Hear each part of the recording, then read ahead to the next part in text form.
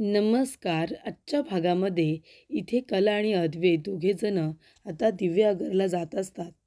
पण इथे कला आता अद्वैतची इथे कळ काढत असते. सारखी सारखी त्याला आपण नवरा बायको आहोत, नवरा बायको आहोत असं म्हणत असते.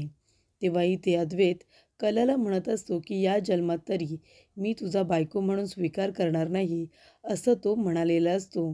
पण इथे अचानकपणे आता अद्वैत कलाचा बायको म्हणून सुद्धा स्वीकार करणार असतो आणि त्याला त्याच्या प्रेमाची जाणीवसुद्धा होणार असते. त्यामुळे इथे आत्तापर्यंत फक्त कलाला ती जाणीव झालेली असते की आपलं लग्न हे खरं आहे, अद्वैत आपला नवरा आहे आणि आपल्याला हे नातं आता टिकवायला पाहिजे. आणि तिने त्यासाठी प्रयत्नसुद्धा सुरू केलेले असतात. ती इथे अद्वैतचा नवरा म्हणून स्वीकार करते, त्याची सगळी कामं करते, त्याला काही हवं नको ते बघते. पण अद्वैत मात्र तिला बायको म्हणून अजिबात दर्जा द्यायला तयार नसतो. पण इथे आजच्या भागामध्ये अद्वैतने कलाला बायको म्हणून सुद्धा स्वीकारलेलं असतं आणि त्याला कलावरच्या प्रेमाची जाणीव झालेली असते.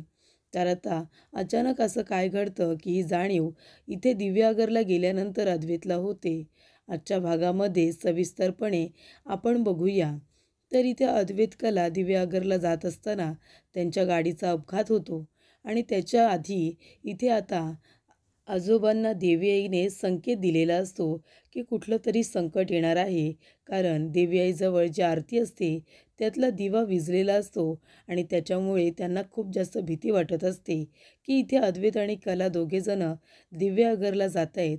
ते प्रवासामध्ये आहेत, त्यांच्याबरोबर काही अघटित तर घडत नाही आहे ना, असं आता आबा म्हणत असतात. तेव्हा देवी आई त्यांच्या पाठीशी खंबीरपणे उभी राहा आणि कलावरती किंवा अद्वैतवरती कुठलंही संकट येऊ देऊ नकोस असं आता आबा म्हणत असतात. त्यानंतरला इथे दिव्यागरला जाताना कला अद्वैतची गाडी बंद पडल्यानंतर इथे कलाच्या पायाला मुक्का मारसुद्धा लागलेला असतो. तेव्हा अद्वैत तिला कसंबसं गाडीतून बाहेर काढतो आणि बाहेर तिला एका दगडावरती बसवतो. आणि इथे अद्वैत आता आपल्याला लिफ्ट मिळते का ते बघत असतो. दिव्यागरपर्यंत लिफ्ट मिळाली असती तर आपण पोचलो असतो, कारण आपली गाडी आता बंद पडलेली आहे. त्याच्यामुळे तो कितीतरी गाड्यांना हात करतो, थांबवण्याचा प्रयत्न करतो. पण एकसुद्धा गाडी काही थांबायला तयार नसते, त्याला लिफ्टसुद्धा मिळत नसते. तेव्हा कला म्हणत असते की चांदेकर, आता काय करायचं, आपल्याला गाडीसुद्धा मिळत नाही आहे, आपण कसे काय पोचणार. तेव्हा अद्वैत म्हणत असतो की तुझ्या पायाला लागले, आपण चालत तरी जाऊ शकत नाही आणि आता इथे गाडीसुद्धा थांबायला तयार नाही आहे. मोबाईलला नेटवर्क नसल्यामुळे कॅबसुद्धा बुक होणार नाही आहे, करायचं तर काय करायचं. तेव्हा अद्वैत म्हणतो, खरे तू एक काम कर, तू इथे बस, मी जर आजूबाजूला जाऊन बघतो मॅकॅनिकल वगैरे मिळतोय का किंवा एखादी आपल्याला गाडी वगैरे मिळते का, जरा मी पुढे जाऊन बघतो, इथे गॅरेज असेल तर आपल्याला मॅकॅनिकल तरी मिळेल. तेव्हा कला म्हणत असते, चांदेकर तुला जिथे जायचं तिथे जा, पण एका गोष्टीचं भान ठेव, इथे मी एकटी बसली आहे आणि ही जागा बघतोयस ना, पूर्ण रान आहे इथे, जर कुणी आलं तर. तेव्हा अद्वैत म्हणतो, जर कुणी आलं ना तर तुलाच घाबरून जाईल, तुला घाबरायची गरज नाही आहे. तेव्हा कला म्हणते, तरी पण तुला सांगते, बायको आहे मी तुझी आणि जरा तू म्हणतोयस ना की मी तुझी जबाबदारी आहे, तर त्या जबाबदारीची जाणीव ठेव आणि इथे गाडी लिफ्ट मिळाली तर बघ आणि जर मेकॅनिकल मिळाला तर घेऊन ये, पण लवकर घेऊन ये, जास्त वेळ उशीर करू नकोस हां, मी इथे एकटी आहे. तेव्हा इथे अद्वैत म्हणतो, बरं ठीक आहे, जसं मेकॅनिकल मिळेल मी लगेच घेऊन येतो. तर इथे सरोजला आता अद्वैत आणि कला दोघेजण एकत्र गेलेले असतात. ऑफिसमध्ये कलाचा खूप जास्त मान असतो. हे जेव्हा तिला कळत असतं तेव्हा तिला खूप जास्त राग येत असतो. कसा त्या मुलीचा काटा काढायचा याचा विचार आता सरोजसुद्धा करत असते. त्यानंतरला इथे आता सरोज आणि रोहिणी दोघीजणी प्लॅन करत असतात की कलाचा काटा काढायचा तर कसा. तेव्हा इथे आता सरोज म्हणत असते की काहीतरी करायचं आहे, पण ह्या मुलीची चाल मला बंद करायची आहे. तेव्हा इकडे रोहिणी म्हणत असते, गं मग आता हीच तर ती वेळ आहे ना, आपण तिचा काही ना काहीतरी बंदोबस्त नक्कीच करूया. तेव्हा इकडे आता सरोज म्हणत असते, काय करायचं. तेव्हा रोहिणी म्हणते की माझ्या ओळखीची काही लोक आहेत, आपण आहे ना कलाचा फोटो त्यांना दाखवूया आणि सांगूया की ती दिव्यागरला गेले म्हणून, आणि मग तिचा तिथेच अपघात घडवून आणूया ना, आणि मग तिचा जीव गेला तर गेला, हो की नाही. तेव्हा इकडे आता काही गुंड लोकांना दिव्यागरला पाठवायची तयारी रोहिणीने केलेली असते. कलाचा फोटोसुद्धा दाखवलेला असतो आणि त्याच्यानंतरला इथे सरोज म्हणते की हे बघ, जे काही करशील ना, पण माझ्या अद्वैतला काही होता कामा नये. तेव्हा रोहिणी म्हणते नाही गं, अद्वैतला काही नाही होणार आहे. त्याच्यानंतर इथे रोहिणीने आता हळूवारपणे अद्वैतचा फोटोसुद्धा दाखवलेला असतो आणि ती म्हणते की या दोघांना संपवायचं आहे, कला आणि अद्वैतला. तेव्हा ते गुंड लोकंसुद्धा पाठलाग करत आता निघालेले असतात. त्याच्यानंतर आता खूप उशीर होतो. अद्वैत काही येत नाही. पूर्णपणे आता रात्र झालेली असते. कला वेड्यासारखी अद्वैतची वाट बघत असते. त्याच्यानंतरला आता खूप उशीर होतो. तेव्हा कला बाहेर पडते आणि आता अद्वैत कुठे आहेस तू? अद्वैत कुठे आहेस तू? अशी हाक मारत असते. तेव्हा इथे अद्वैतचा काही पत्ता नसतो, कारण त्याला उशीर झालेला असतो. कुठे मेकॅनिकल आहे का ते शोधायला तो यायला आता निघालेलाच असतो. पण आता चालत चालत खूप पुढे गेल्यामुळे त्याला यायला उशीर होत असतो. तेव्हा इकडे कला एकटी असल्यामुळे जे गुंड लोक तिला आणि अद्वैतला मारायला आलेले असतात, ते जेव्हा कलाला बघतात तेव्हा ते तिला आता छेडण्यासाठी तिथे खाली उतरतात. तेव्हा इकडे कला म्हणत असते, कोण आहात तुम्ही? कोण आहात? तेव्हा इथे गुंड म्हणतात की आम्ही जे कुणी आहोत ते आहोत.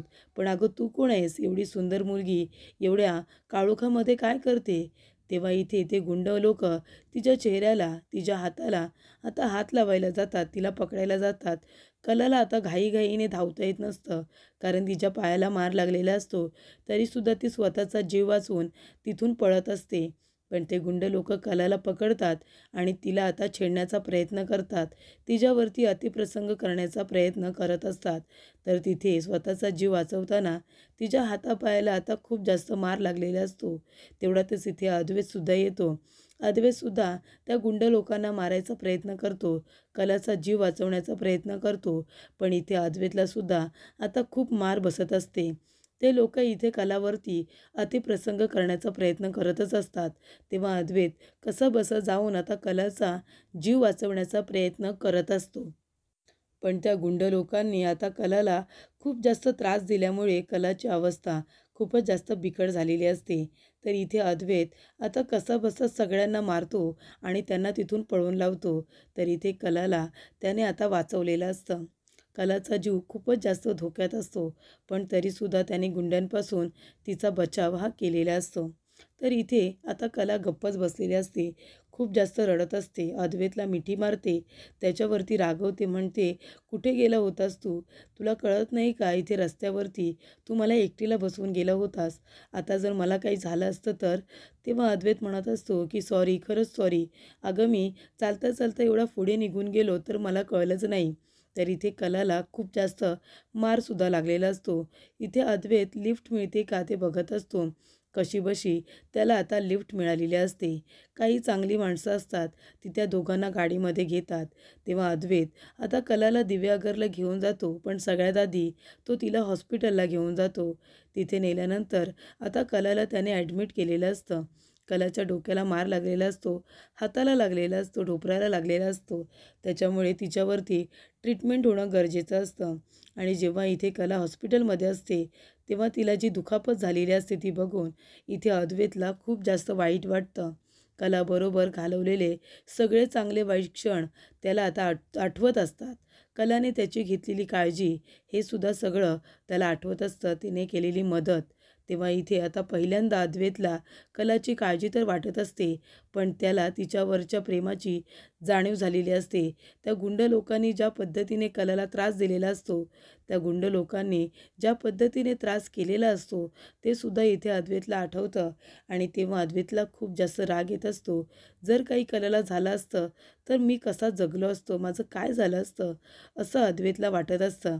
त्याच्यामुळे इथे आता पहिल्यांदा अद्वैतला कला आपली बायको असल्याची जाणीवसुद्धा झालेली असते आणि तिच्या प्रेमावरील सुद्धा जाणीव अद्वैतला झालेली असते.